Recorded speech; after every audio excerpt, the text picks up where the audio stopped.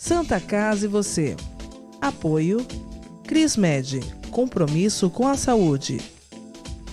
Multimagem, diagnóstico por imagem.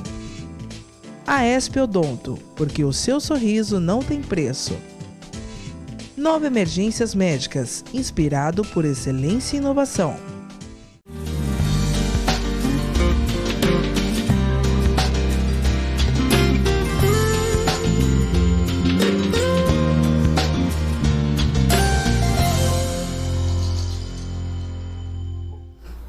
Olá, telespectador, olá, telespectadora, está no ar o programa Santa Casa e você. Na edição de hoje, um tema muito especial, a doação de sangue, a importância de doarmos sangue periodicamente, porque o sangue salva vidas e muitas vidas.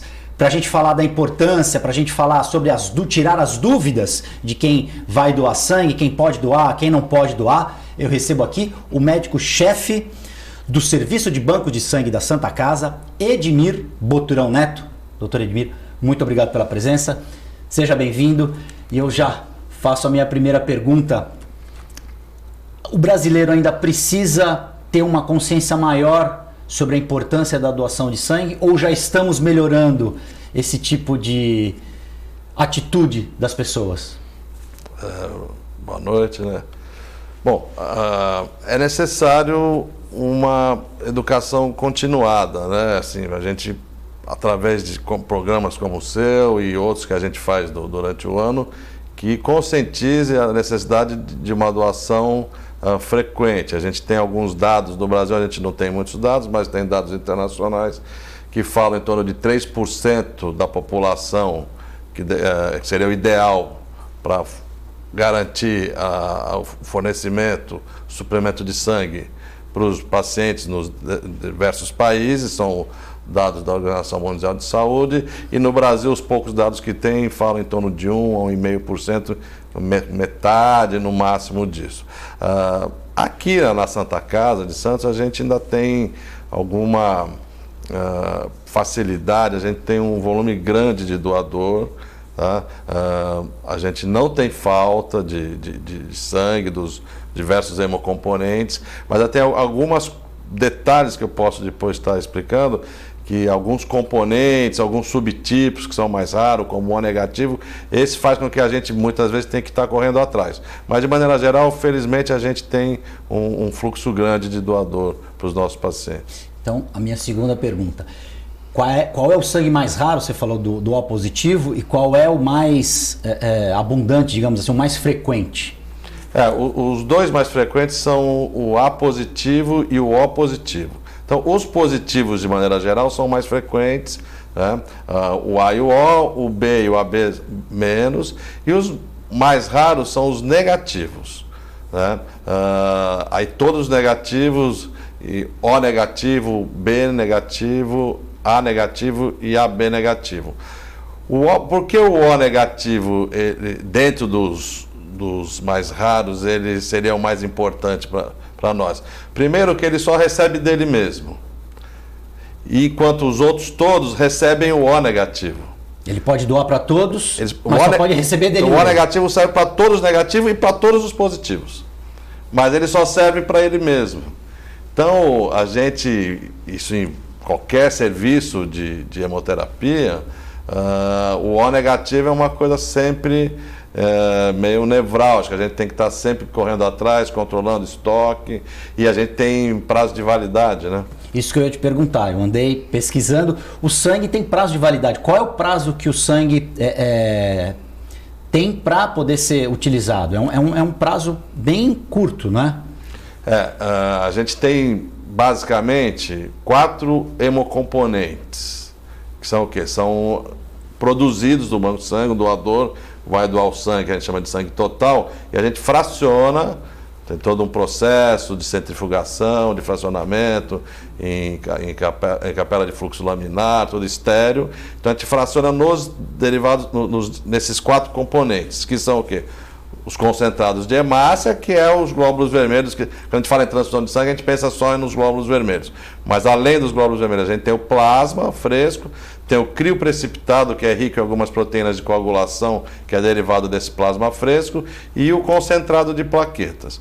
Falando do sangue, das hemácias, ela dura 35 dias em temperatura de geladeira a 4 graus Celsius. Então, depois de 35 dias, se não usar, eu sou obrigado a jogar fora. Não se aproveita nada? Não, eu tenho que usar em 35 dias. Passou da prazo de validade, a gente é obrigado a descartar. Né? Então, o O negativo, a gente está sempre olhando, né? Algumas cirurgias cardíacas, muitas vezes preferem um sangue que não tenha muito tempo de estoque, de até uma semana, 2, no máximo 10. Então a gente tem que estar sempre olhando. O plasma e o crioprecipitado, a gente não tem problema, porque ele dura até 1 ano em freezer a menos 15 ou menos 20 graus. Agora, junto com o O negativo, o outro grande problema que a gente tem são as plaquetas, porque ela me dura só 5 dias. Puxa vida. E eu tenho, veja bem, né? Esse processo todo, a partir do momento que eu colhi, o doador passou pela triagem, foi coletado, disparou o tempo. Só que eu tenho que fazer as sorologias, que são os testes todos. Hoje a nossa sorologia é feita na Fundação ProSangue, que é dentro do complexo do Hospital das Clínicas de São Paulo. Né? Isso leva aí 48 horas, mais ou menos. Então, nos 5 dias eu já perdi 2 em que ela está bloqueada. Aliás, todos os hemocomponentes, enquanto eu não recebo esses resultados, eles estão todos bloqueados. E a partir de então, quando é liberado, os testes estão todos negativos, eu posso usar. Então você vê que para a plaqueta me sobrou aí 3 dias. 72 horas. Quanto muito 3 dias e meio, você entendeu? E se eu não usar, eu jogo fora. Então a plaqueta eu tenho que estar fazendo praticamente todo dia. Eu tive agora feriado ontem, tivemos feriado na sexta, sábado coletamos, domingo não funcionamos. Então isso tudo tem um impacto grande nas plaquetas. E no O negativo a gente está sempre de olho, assim como no O negativo. Existe algum tipo de populações ou etnias que têm alguma prevalência do tipo de sangue, ou isso é uma coisa aleatória? Por exemplo, o oriental tem mais uma prevalência de AB, ou negativo ou positivo, o europeu tem uma outra prevalência. Existe isso ou é uma coisa pulverizada? Não, existe sim. Principalmente para outros sistemas de antígenos eritrocitários. A gente só fala muito no A, no sistema ABO, que é o A, o B e o O e o AB, e no sistema RH, que a gente fala positivo e negativo. Mas hoje são mais de 35 sistemas. Então, em escala de importância, o terceiro seria o KEL, que também é importante, mas poucos conhecem. Eu tive a oportunidade de estudar durante minha tese de doutoramento na Escola Pós-Medicina o sistema KEL. E ele tem realmente uma diferenciação entre indivíduos afrodescendentes e caucasoides. Tá? Alguns desses antígenos, assim como o sistema Duff e outros sistemas. No sistema RH também, por exemplo, tem um antígeno que não é o D, porque quando a gente fala positivo ou negativo, a gente está falando do antígeno D.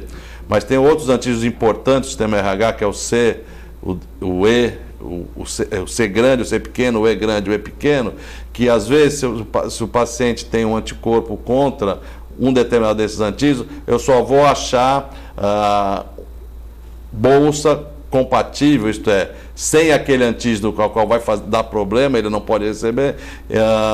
Por exemplo, nós tivemos agora recente, em C negativo, que eu precisava de um Czinho negativo. Então eu tive que procurar em população afrodescendente. Então eu tenho que pegar a nossa banco de dados dos nossos doadores e aí pesquisar bem, ver se a gente tem algum sangue no nosso estoque, ou se não, convocar doadores para isso. Então tem. No dia a dia isso não tem muito, mas em alguns casos pontuais tem sim. Quando existe um aperto ali, então liga para aquele doador fiel e eles geralmente comparecem, né? Eles têm essa consciência. Principalmente se nós estamos falando do O negativo, a gente tem um controle diário do nosso estoque. Por exemplo, Hoje eu ainda não fui lá porque eu vim aqui, tinha marcado com você. Mas todo dia eu chego lá, eu tenho um controle de quanto eu tenho de estoque no dia. Então eu tenho lá hoje, faço tranquilamente 500, 600 bolsas de sangue. Só que de O negativo, a última que eu vi ontem, eu tinha 15, é pouco para nós. Né? O nosso, eu preciso ter lá, fico tranquilo quando eu tenho entre 20 e 30. Né? Então eu fico de olho. Abaixou um pouco, eu falo, olha, vamos começar a ligar para os nossos doadores fiéis. Óbvio, de 10 que a gente ligue, nem todos podem, mas muitos vão. Sempre sim. Tem aqueles que vão e colaboram com o hospital e com os pacientes que precisam. Agora, quais são as restrições? Quem não pode doar? Existe algum tipo de janela para doação, para quem fez algum tipo de procedimento, tatuagem, quem já teve hepatite, essas doenças correlatas ao sangue? Existe algum tipo de restrição ou após essa doença ter sido erradicada, a pessoa pode ser doadora? Isso na verdade tem uma norma bastante extensa que torna o doador ou inapto temporário ou eventualmente inapto definitivo. Eu gostaria de começar falando pelos aptos, né? Então todo mundo que tem uma atividade diária, uma vida saudável, que pratica esportes, ou que não pratica esportes, mas não está doente, não faz nenhum tipo de tratamento, né, não tem hábitos de riscos sexuais ou de drogas ilícitas, esse é o perfil do doador ideal. Né? O doador homem, ele pode doar até 4 vezes ao ano, com intervalo mínimo de 2 meses, mas no máximo 4 ao ano, em 12 meses, e a mulher 3 vezes ao ano, com intervalo mínimo de 3 meses. Tem limite de idade e peso? 16 anos o limite de idade, entre 16 e 18, por ser menor, precisa ter uma autorização, ou está acompanhada do responsável, uma autorização por escrito, peso 50 quilos. Tá? Isso para o homem e para a mulher? Para todo mundo. No mínimo 50. E a idade máxima 70 anos, sendo que o doador de primeira vez, acima de 65 não pode. Tá? Então, de primeira vez até 65, mas se ele já vem doando, foi estendido recentemente até 70. Porque o organismo ele vai se acostumando com essa doação? Seria isso? Por isso dele com uma idade um pouco mais avançada não poder? Na verdade, assim, o organismo ele repõe o que a gente tira. A gente precisa dar esse espaço, né, para ele repor, você não ter carência de ferro, de outros elementos que são usados para a produção de glóbulos vermelhos principalmente. Né? Então ele repõe normalmente no espaço aí de 1, 2 meses, repõe tudo, às vezes até um pouco antes, se ele tiver uma reserva boa. Conforme a pessoa vai ficando com a idade mais avançada, essa reserva ela começa a diminuir um pouco. E esse outro cuidado também tem a ver com que, às vezes, numa doação de primeira vez, alguns doadores, mesmo jovens, não se sentem bem, às vezes passam mal. Então, a partir de 65, se ele já é um doador já de algumas vezes, e obviamente, muito provavelmente ele não passou mal. Então a gente não quer uma pessoa de 66, beirando 70, que nunca teve uma doação prévia, que corra o risco de sentir mal. Né?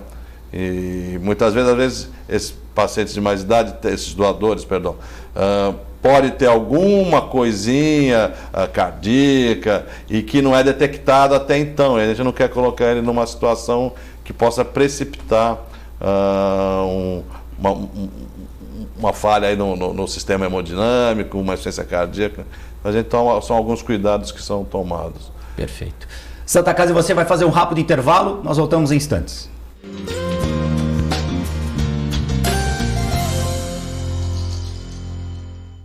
Agora os beneficiários do Plano Santa Casa Saúde contam com o novo 0800, oferecendo a você um serviço de urgência e emergência 24 horas, mais moderno, agilidade no seu atendimento e muito mais cuidado no seu socorro. 0800 941 6110. Aqui a sua vida é levada a sério. Apoio 9 Emergências Médicas. Para você curtir os melhores momentos, ter um tempo só seu, aproveitar a vida, cuidar do seu futuro e viver o presente da melhor forma, o Plano Santa Casa Saúde está sempre perto, cuidando de você. Com a assistência do maior e mais completo hospital da região, a ampla rede médica e a nossa clínica Santa Saúde Consultas, que oferece atendimento humanizado e reúne mais de 25 especialidades. Plano Santa Casa Saúde, sempre perto, cuidando de você.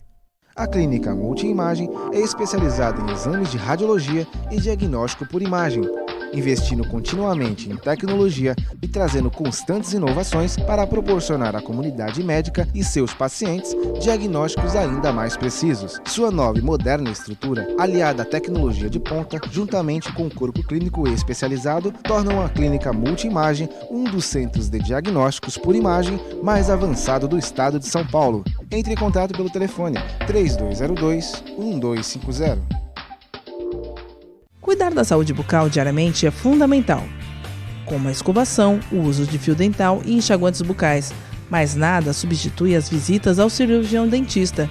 Problemas bucais como a doença crônica gengival periodontite podem acarretar males inclusive para o coração, pulmões, entre outros mais. Não coloque a sua vida em risco, visite regularmente um profissional de sua confiança. Apoio AESP Odonto. A vida é vulnerável. Por isso protegemos uns aos outros. Proteger é nosso instinto.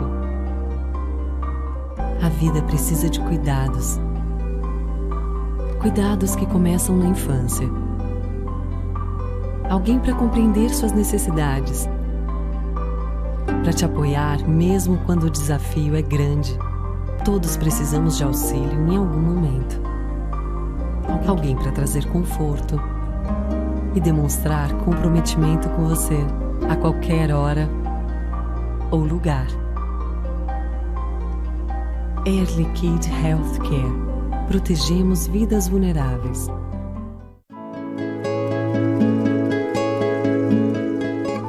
A Crismed Comercial Hospitalar orgulha-se de ser considerada uma referência no ramo médico hospitalar, atuando há mais de 20 anos no mercado, com comprometimento, competência e excelência no atendimento aos clientes. Crismed, compromisso com a saúde. Rua São Paulo, número 13, Vila Belmiro, Santos. Acesse o site www.crismed.com.br. Maior complexo hospitalar da região, a Santa Casa de Santos é referência em especialidades médicas, estrutura, atendimento e gestão. Há 3 anos, a instituição conta com uma nova administração. Avançou em tecnologia e sustentabilidade, oferecendo melhores condições de trabalho aos colaboradores e ao corpo clínico, e principalmente melhorias no atendimento dos pacientes. Foram investidos mais de R$1,5 milhão em equipamentos novos, como aparelhos de ressonância magnética, tomografia e serviço de hemodinâmica. O centro de diagnóstico possui ultrassonografia, mamografia e ecocardiograma, com capacidade para realizar mais de 10 mil exames mensais. O novo complexo de urgência e emergência está com ampla estrutura para os casos encaminhados pelo SAMU. São 2.000 metros quadrados totalmente dedicado ao SUS. Com o maior centro cirúrgico da região, a Santa Casa de Santos conta com 20 salas operatórias, realizando anualmente mais de 21 mil cirurgias. Ampla assistência em terapia intensiva especializada, o hospital realiza atendimento infantil e adulto, sendo o único da Baixada Santista com UTI neurológica, cardiológica e coronariana. Além disso, ampliou a capacidade de atendimento para a terapia intensiva. São 10 novos leitos construídos com a verba arrecadada no baile de 475 anos da instituição. O ensino e a pesquisa são os pilares da Santa Casa. O hospital investe frequentemente em educação médica continuada e no aperfeiçoamento das equipes multidisciplinares, garantindo um corpo clínico altamente qualificado e profissionais sempre atualizados. Com quase 5 séculos de história, a Santa Casa de Santos é um centro de excelência em saúde que não para de crescer, mantendo o foco na excelência e humanização do atendimento. Santa Casa de Santos, a cada dia mais completa.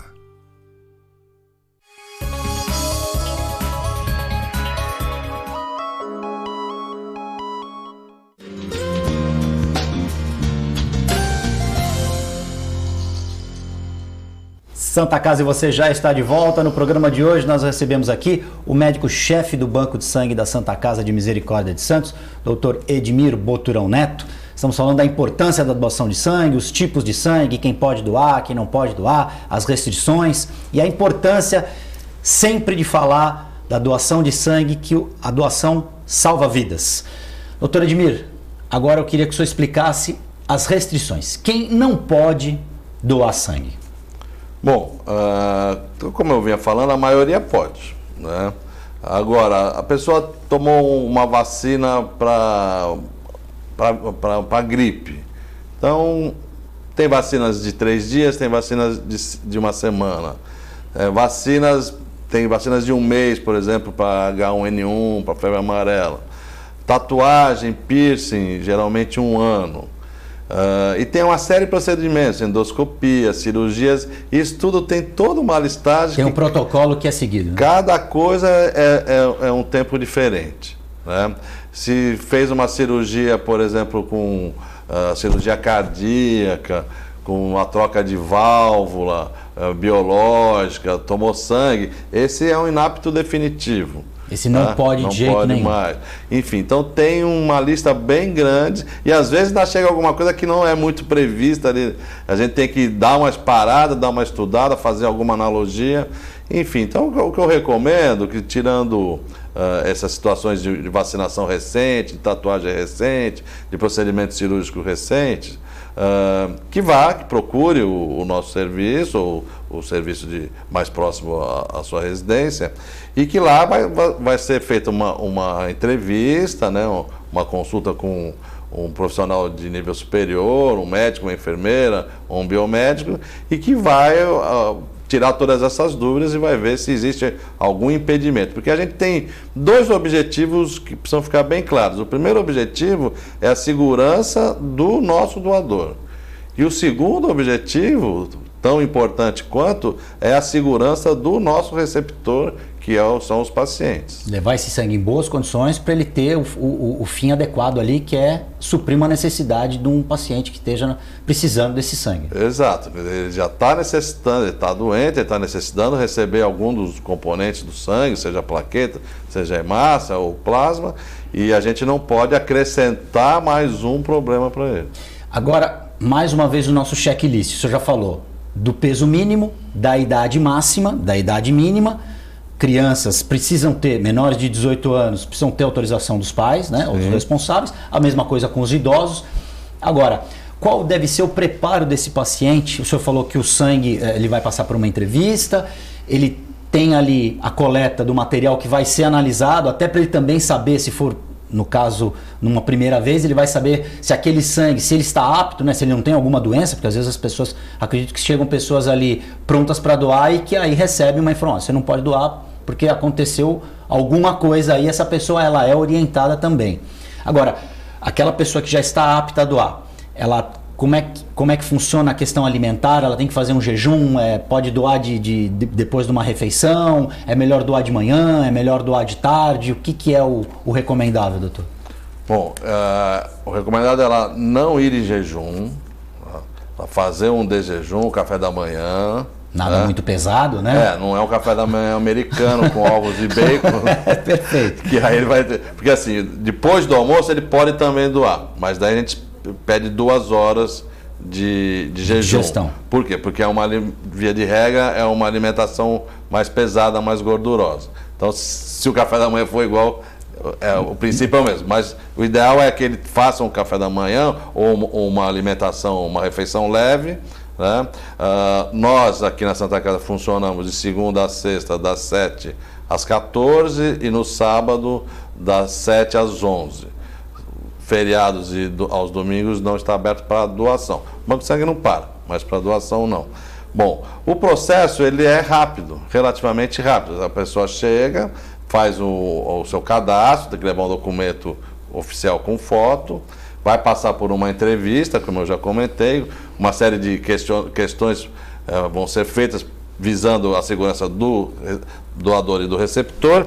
Depois vai ser feita medidas de sinais vitais, que é a frequência cardíaca, a pressão arterial, a temperatura e o peso, né? E vai ser feito picar o dedinho para ver a hemoglobina, para ver se ter certeza que ele não tem anemia.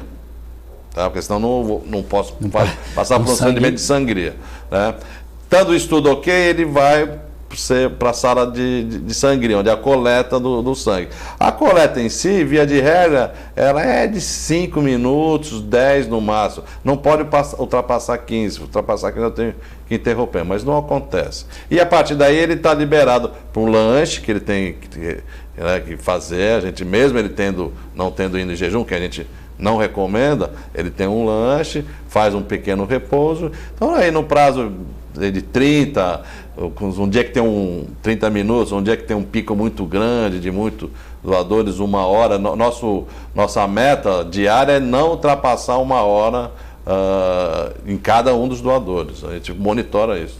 Me bateu aqui uma outra dúvida. Diabético pode? Depende da medicação que ele está tomando, mas pode. Hipertenso? Também. Todos esses pacientes doadores dependem do tipo de medicamento. Então tem de ter uma insulina, conversa, por exemplo, não pode. Uma conversa prévia com o médico é importante. O seu médico de confiança, olha, estou pensando em doar, e aí o médico dele vai dizer sim ou não? Sim. Se ele tem um médico que ele acompanha, seria bom que o médico avalie antes, mas de qualquer maneira nós vamos avaliar lá na hora também. 25 de novembro, Dia Nacional do Doador de Sangue. A Santa Casa fez uma ação muito bonita ali na frente, com as tendas, muita orientação. Isso também é importante, é um trabalho paralelo que o hospital faz também para explicar, para orientar, para até desmistificar em alguns casos essa questão da doação de sangue tão importante, né, doutor?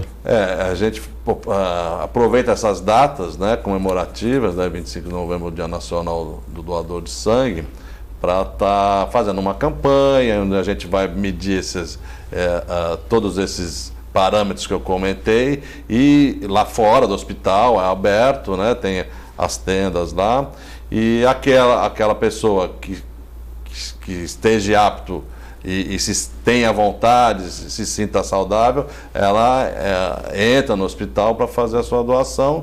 Mas mais do que isso, a gente aproveita as oportunidades para divulgar a importância da doação. Existem alguns outros estudos também que dizem que quanto mais a gente vive, maior a chance da gente precisar um dia receber transfusão. Então tem estudos que falam que em cada 3 pessoas que vivam mais de 70, 80 anos, uma vai receber sangue durante algum momento da sua vida. Então é assim, a importância que a gente tenha essa doação varia muito, né, o fluxo de doador. Para nós é péssimo, não pode acontecer, a gente tem um fluxo muito baixo, já expliquei, eu tenho que fazer plaqueta todo dia, mas o pico também é muito ruim. Pode ter muito, mas também se eu tiver lá 200 doadores no dia, eu não consigo atender todo mundo. Né? Vai demorar mais do que 1 hora, fica uma coisa ruim para todo mundo. A nossa estrutura é uma estrutura para atender aí 80, 100 doadores por dia no máximo.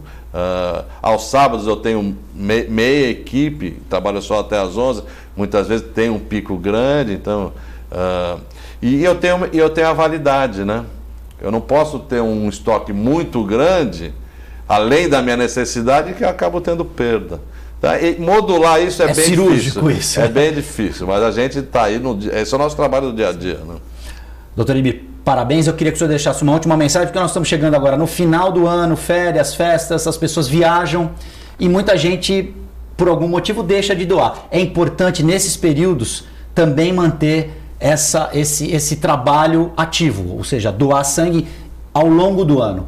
Não deixar para fazer outras coisas e esquecer, porque são nesses momentos que os bancos realmente precisam de uma demanda maior, né? Geralmente épocas como férias escolares, festas de fim de ano, carnaval, feriados prolongados, a gente tem uma tendência a ter uma queda no número de doadores, período de inverno, muito frio, chuva, né? O pessoal não gosta de sair de casa, mas a ideia é sempre fazer essas divulgações, que a gente precisa ter sempre um fluxo contínuo, né? Não adianta ir muitos de uma vez só e depois não ir mais ninguém. A gente precisa sempre que vá um fluxo adequado. Aí se eu tiver aí em torno de 60, 80 doadores por dia, eu estou no melhores dos mundos. É o seu paraíso. Doutor, parabéns pelo trabalho e muito obrigado por ter vindo aqui e tirar essas dúvidas que a gente tem para poder melhorar ainda mais essa atitude que doar sangue é um ato de amor. Doe sangue, um dia você ainda pode precisar. Santa Casa e você fica por aqui. Nós voltamos na próxima edição.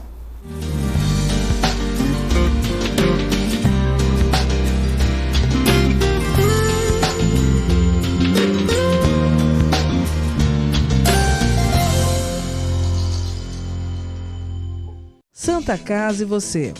Apoio Crismed, compromisso com a saúde. Multimagem, diagnóstico por imagem. AESP Odonto, porque o seu sorriso não tem preço. 9 Emergências Médicas, inspirado por excelência e inovação.